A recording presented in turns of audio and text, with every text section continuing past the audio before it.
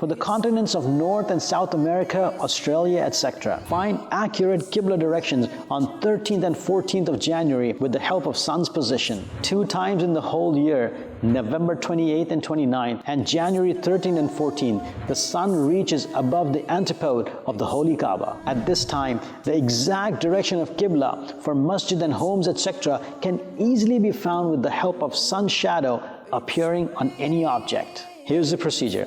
On January 13th at 21:30 according to Greenwich Mean Time, stand an object, wood or iron rod, etc., vertically in such a way that it is not bent in any direction, or hang any one object tied on one side of a rope. Now mark the shadow formed on aforementioned time. By standing on this shadow with back towards the vertical object, you will exactly face the Qibla direction. There is no harm if it is done 2 to 4 minutes before and after this time. Please note that the salah offered within 45 degrees left or right of the actual direction of Qibla is valid. A few well-known countries and their relevant time schedule to find the accurate Qibla direction.